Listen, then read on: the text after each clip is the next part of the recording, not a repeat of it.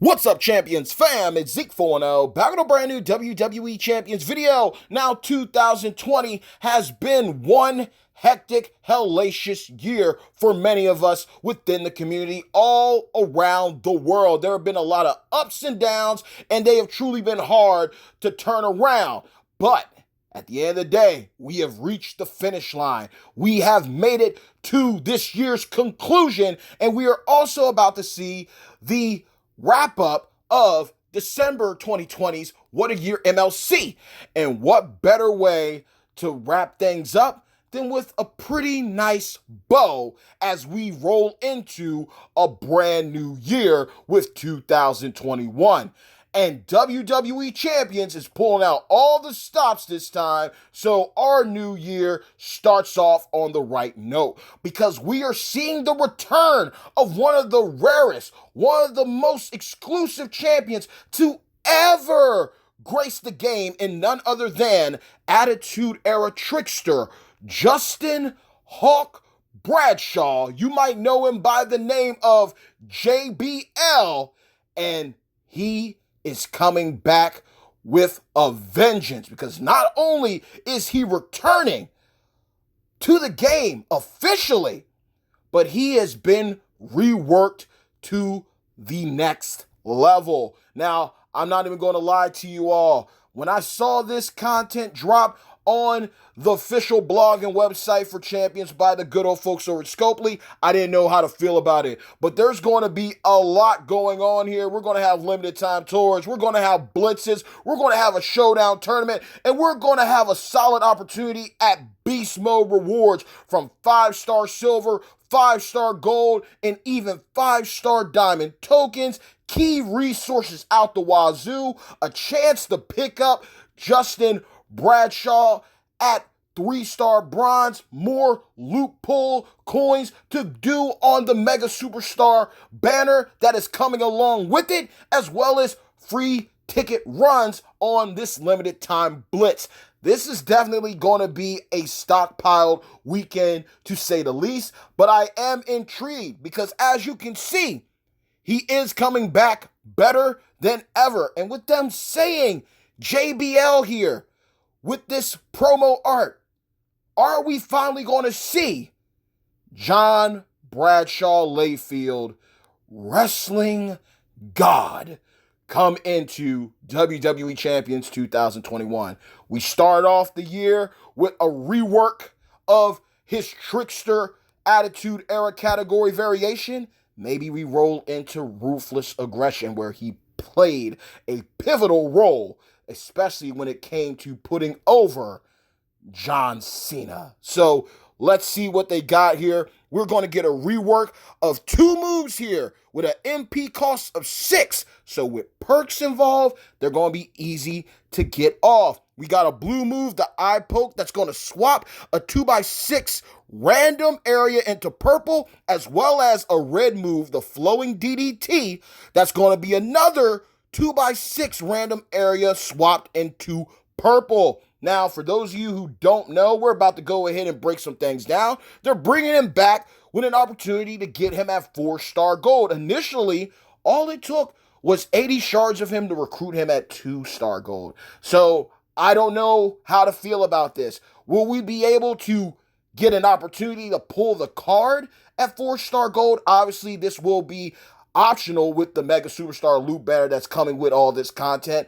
But I would like to see a chance to get the 3-star bronze card, as we've seen on the pictures from the blog.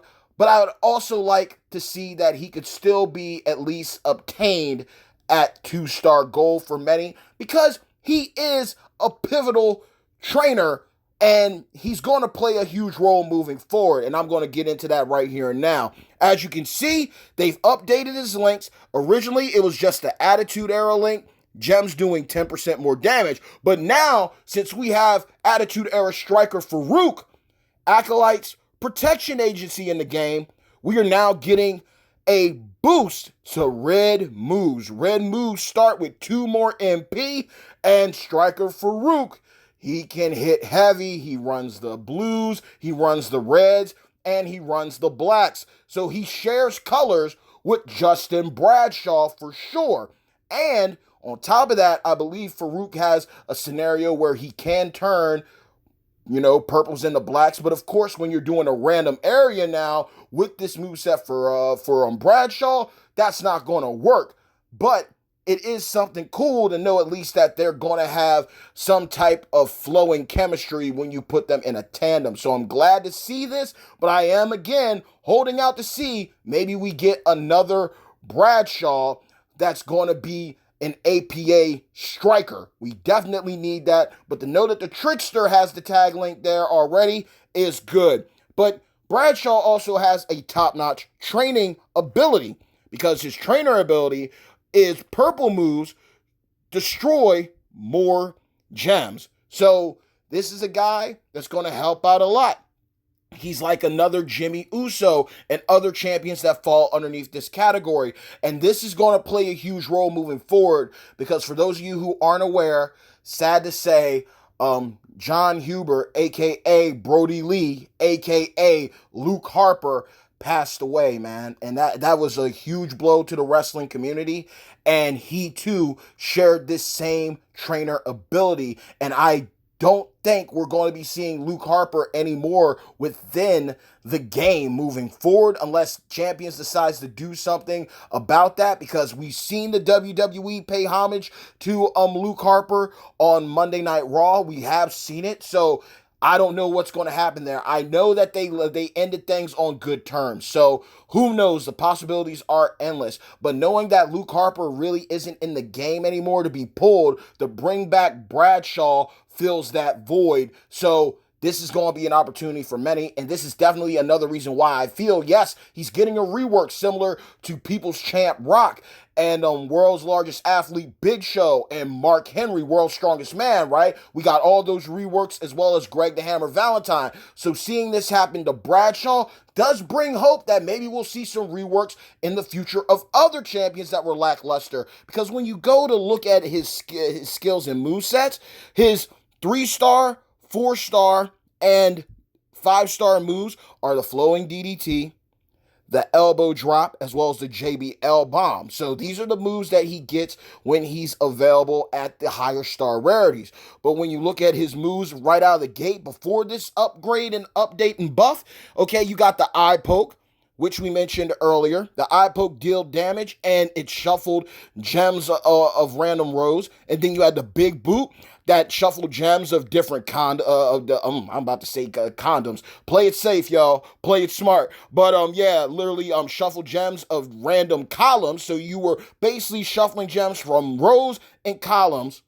And then you also had the last call, turning green gems into purple gems, as well as the clothesline from hell that allowed you to destroy random gems before the pin. So when you looked at this build and looked at this moveset, everything was RNG. He was basically another character like many in the past. He was only good for his trainer or coaching ability. But now, since he's getting this huge update, it's going to be a whole different story. But we are going to take a look at what his other moves do. Now, this is the move that is available at 3-star, the flowing DDT. The flowing DDT would deal damage and increase opponents' countdown timer gems by X amount of turns. So this here actually is a solid counter to guys who rely on countdown gems. And there's a couple of characters out now that are top god tier units that rely on countdown gems. So this is something here that is quite niche, but it will save your butt when things are said and done. So this is definitely something to consider and think about if you decide to go rolling for him. Following that, we had the elbow drop. The elbow drop was dealing damage and reshuffled the gem board. So again, shuffling gems in columns and rows, and then shuffling the entire gem board. Annoying, highly annoying, similar to Eddie Guerrero Acrobat.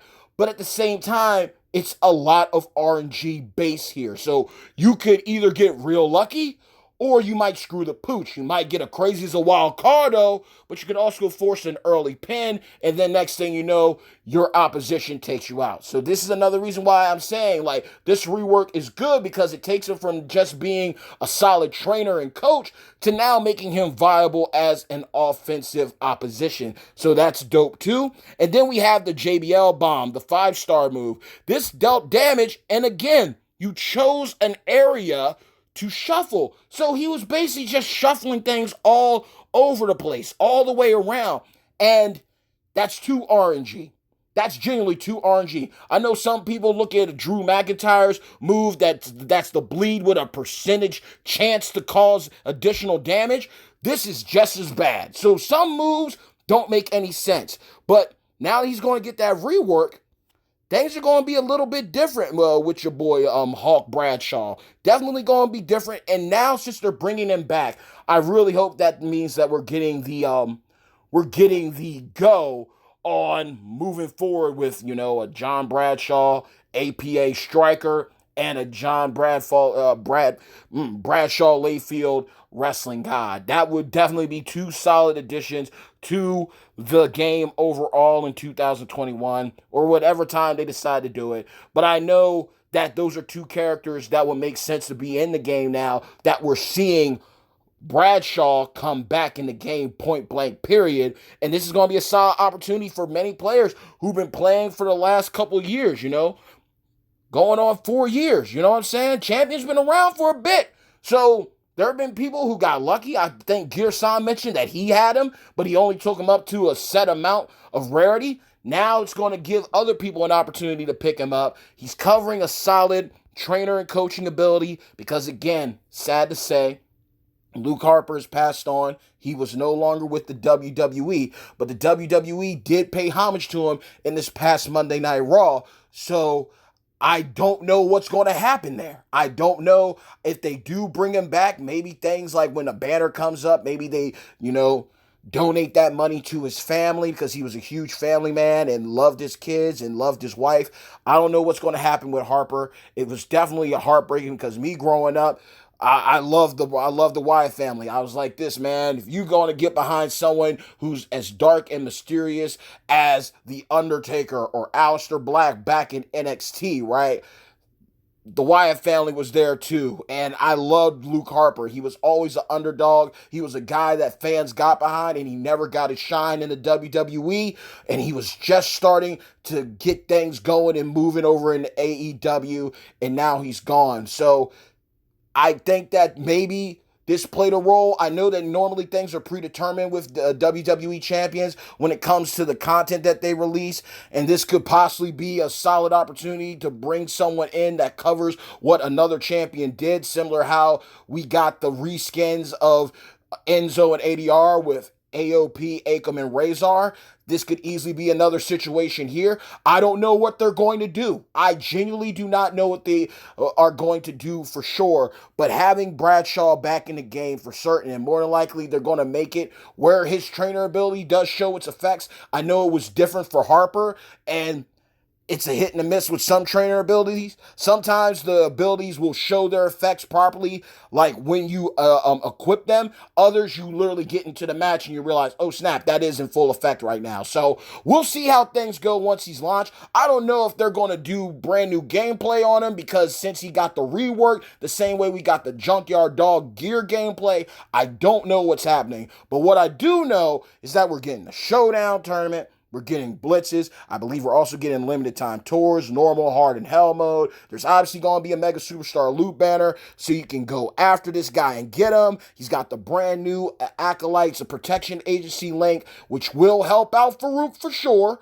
Again, Farouk's a striker. He has a move that's going to turn purples into blacks, but Bradshaw is now going to be able to hit heavy himself by making those random areas. That's going to allow him to cycle. And I think more than likely you would probably run those 6 MP cost moves so you can get your finisher off quicker. So there's going to be some versatility added to him. He's going to be offensive while being defensive still in some sort of way. And if he still has, if all of his moves don't get reworked and he still has the one move that's going to allow you to postpone countdown gems getting off, that is going to be great against certain champions for sure. So he's definitely going to have some viability moving forward. But again, everyone's going to have an opportunity to get him at 3-star bronze alongside loot pull coins. You're going to need 1K in total to do a pull. Plus, you're going to have an opportunity to get a set amount of blitz tickets so you can do some runs as well. There's going to be bags throughout the milestones to get those opportunities at him, as well as the other resources I mentioned. Plus, you're going to have shots at some TPCT. You can't go wrong there. Always RESPECT, your TPCT, training posters, coins, and tokens. So we are leaving out of 2020 and rolling into 2021 with a brand new start and the return of a champion that has been long lost for a while, and it seems that Champions has decided to find him and bring him back in the fold and make some huge improvements to him. So again, the new update, the eye poke is going to be swapping a random area into purple, and the flowing DDT will also be swapping an area into purple. There's going to be mad different types of content to do this upcoming weekend, so gear up for the showdown. Gear up for the blitzes. Get your wallet ready. There's been some crazy RNG luck. I've been seeing mad crazy pulls from the best of 2020 finale loot. It has just been insane, the membrane. So if you decide to spend here too to get Justin Bradshaw or pick up some units that are on this banner, who knows what it's going to be. I'm wishing you all nothing but the best of luck. But with that being said, y'all, hey yo, bad times don't last, but champions do. Mad love always and forevermore to each and every single one of you and my beloved hashtag champions fam. Didn't mean to hold you for long, but I did want to break things down to you. Let you know the moves that he had available at 3-star, 4-star, and 5-star. Let you know what type of reworks they got going on for him. He's definitely going to be solid. Just because he's getting 2 area swap moves, which will make him highly offensive, does not mean he's going to be a god tier unit. And again, these are the 2 moves that they're showing us. That doesn't mean that they aren't going to change the other moves as well. So we will have to see once he's launched. I don't know if he's getting exclusive gameplay from the broskies, thanks to the good old folks over at Scopely, but they are making it crystal clear that these are the 2 moves that are being reworked to make him more offensive, and I'm looking forward to it. I definitely think Bradshaw coming back in the game opens up the door for more opportunities. Attitude Era, Striker, Bradshaw, APA, and Ruthless Aggression, Trickster, JBL, Wrestling God. I think that's a perfect opportunity to bring in new characters, and whether you love them or hate them, you basically going to have the pick of the litter. You want to go with Babyface Bradshaw with the APA, or you want to go with heel Bradshaw, Wrestling God. I think that's something dope. And to have his trainer ability coming back after the departure and the sad loss of Luke Harper in real life, I think that's going to fill a void for sure. But definitely take a moment to pay respects to Luke Harper. But I was a huge fan of the Wyatt family.